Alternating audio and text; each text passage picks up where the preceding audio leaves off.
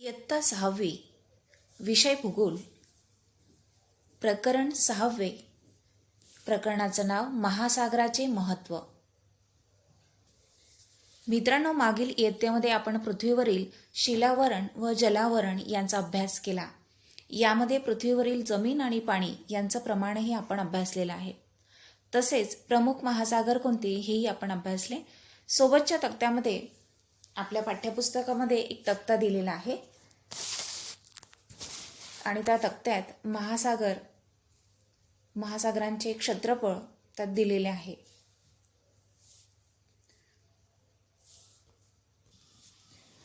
मित्रांनो, पाठ्यपुस्तकात आपल्याला तक्ता दिलेला आहे, लक्ष द्या.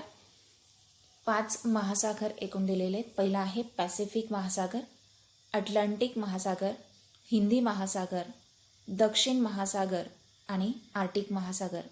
आणि क्षेत्रफळाचा विचार करायचा झाल्यास तुम्हाला लक्षात आलं असेल की पॅसिफिक महासागराने सगळ्यात जास्त जमिनीचा भाग हा व्यापलेला आहे.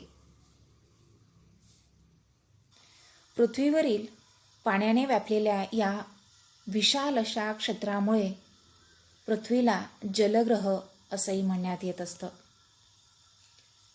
या ठिकाणी तुम्ही बघता आहात महासागर देण्यात आलेले आहेत. पृथ्वी पृष्ठावरील सर्व जलभागांचा समावेश जलावरणात केला जात असतो. महासागर आहेत किंवा समुद्र आहेत, नद्या, नाले, सरोवरे, उपसागर, खाडी आहे, हे जे सगळे जलाशय, आखात आहे, भूजल आहे, हे सर्व जलावरणाचे घटक आहेत. यापैकी एकूण उपलब्ध जलाच्या सुमारे 97.7% जल हे महासागरात आहे. लक्षात येते मित्रांनो, एकूण पूर्ण जलाशयाचा जो भाग आहे, जलाचा भाग आहे, पाण्याचा भाग आहे, या सगळ्यात सुमारे 97.7% जल हे महासागराने व्यापलेले आहे. माहिती का मित्रांनो तुम्हाला की आपल्या परिसरातील जीवसृष्टी आपण नेहमी बघतो, म्हणजे जमिनीवरील सजीव सृष्टीमध्ये खूप विविधता आहे, परंतु जमिनीवर असलेल्या एकूण सजीवसृष्टीच्या कितीतरी पटीने जास्त सजीवसृष्टी ही जलावरणात राहते, पाण्यात राहते, आणि त्यात कितीतरी पटीने विविधता आहे. जसं जमिनीवर आपण झाडे, झुडपे, पक्षी, पाखरं, त्यानंतर कीटक हे सगळे आपण बघत असतो, पण मात्र पाण्यात सुद्धा यापेक्षा जास्त दुप्पटीने सजीवसृष्टी आहे बरं का. महासागरांमध्ये अनेक जलचर असतात. सूक्ष्म प्लवंकापासून ते महाकाय अशा देवमाशापर्यंत अशा प्रकारचे विविध जीव महासागरांमध्ये आढळून येत असतात. हे जीव मृत झाल्यानंतर त्यांचे मृतावशेष हे महासागरामध्ये साचतात. जेव्हा हे कीटक आहेत, मासे आहेत, हे जेव्हा मृत पावतात, मरतात, त्यावेळी ते महासागरांमध्ये आढळतात त्यांचे मृतावशेष. तुमच्या लक्षात येत असेल की जेव्हा नदी डोंगरात उगम पावते त्यावेळी सर्व नद्या डोंगरांमधून, पर्वतांमधून वाहत येऊन महासागरांना मिळत असतात. नद्या काय करतात की पाण्याबरोबर झीज झालेल्या जमिनीचा तो गाळ, प्रवाहात आलेली झाडे, झुडपे, त्यानंतर मृत झालेले ते प्राणी, पक्षी किंवा मग त्या ठिकाणी हे जे मासे आहेत, म्हणजे मृतावशेष जे आहेत, ते सोबत घेऊन महासागरामध्ये मिसळत असतात. वरील दोन्ही प्रकारांमध्ये मृतावशेषांचं विघटन होऊन त्यातून बाहेर पडणारी विविध खनिजे, क्षार इत्यादी महासागरांच्या पाण्यामध्ये मिसळले जातात.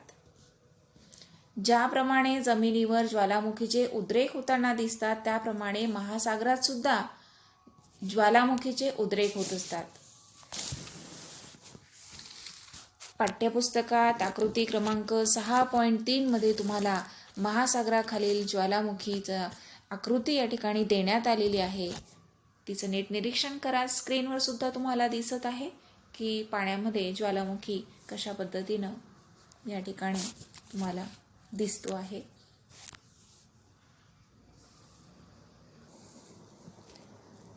ज्वालामुखीमुळे अनेक प्रकारची खनिजे राख, क्षार व वायू पाण्यात मिसळत असतात. या सर्वांमुळे समुद्राच्या पाण्यातील खनिज द्रव्यांची, क्षारांची पातळी वाढते. महासागराच्या पाण्याचे सतत बाष्पीभवन होऊन क्षारांचं प्रमाण हे वाढत असतं. मित्रांनो, आपल्या पाठ्यपुस्तकात त्यासाठी एक छोटासा प्रयोग आपण करू शकतो घरी. तो तुम्ही पालकांच्या साहाय्याने करायचा आहे. एका स्टीलच्या बशीत थोडेसे पाणी घ्या. पाणी शक्यतो बोरवेलचे असलं पाहिजे आणि हे पाणी उन्हात ठेवायचं आहे तुम्हाला.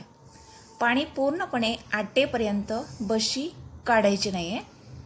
आता सध्या ऊन एवढं कडक पडत नाही, पण ज्यावेळी ऊन कडक पडेल त्यावेळी हा प्रयोग तुम्ही करू शकता. पाणी पूर्ण आटल्यानंतर बशीचे निरीक्षण करा. तुम्हाला काय दिसते ते पहा बरं. त्या पदार्थाची चव घेऊन बघा. तुमचं लक्षात येईल की बशीतल्या पाण्याचं बाष्पीभवन होऊन बशीत पाण्याच्या जागी सफेद रंगाचा थर साचलेला दिसेल. हा थर चवीला खारट आणि तुरट असतो. हे पाण्यातील क्षार असतात, हे आपल्या लक्षात येईल. पेयजल म्हणून आपण जे पाणी वापरतो, म्हणजे पिण्याचं पाणी जे आपण वापरतो, त्यामध्ये क्षारांचं प्रमाण कमी असतं. पण मात्र महासागर, सागर किंवा समुद्र यांच्या पाण्यात क्षारांचं प्रमाण हे जास्त असतं, म्हणून ते पाणी चवीला खारट लागतं. पाण्याची क्षारता म्हणजेच खारटपणा प्रत्येक ठिकाणी वेगळा असतो.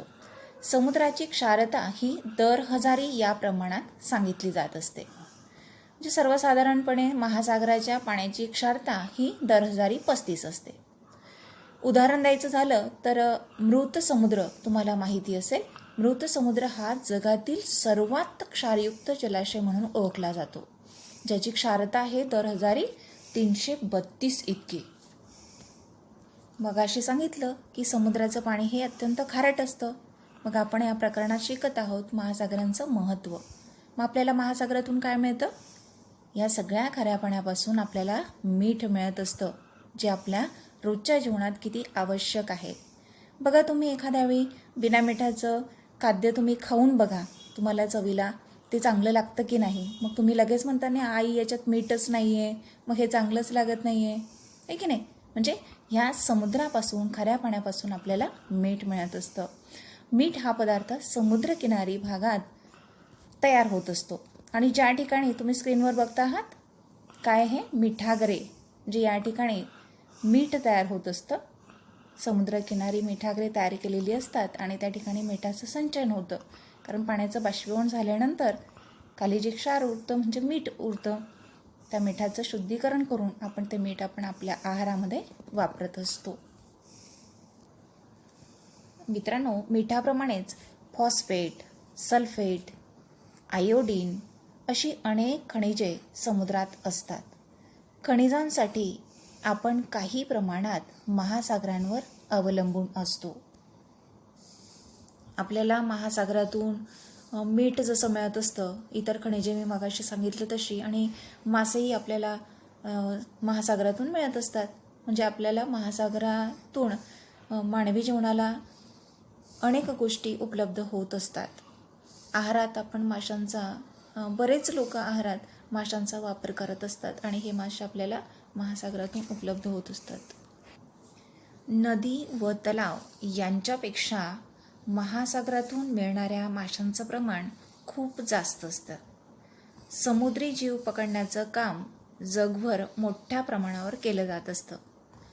मानवाच्या प्राचीन व्यवसायांपैकी हा एक व्यवसाय आहे. म्हणजे आहार हे जरी यामागचं मुख्य कारण असलं ना, तरीही औषध निर्मिती आहे किंवा खतांची निर्मिती आहे, संशोधन आहे, या सगळ्यांसाठी या जीवांचा वापर होत असतो. विद्यार्थी मित्रांनो, या प्रकरणाचा उर्वरित भाग आपण पुढील व्हिडिओमध्ये बघणार आहोत. तोपर्यंत नमस्कार.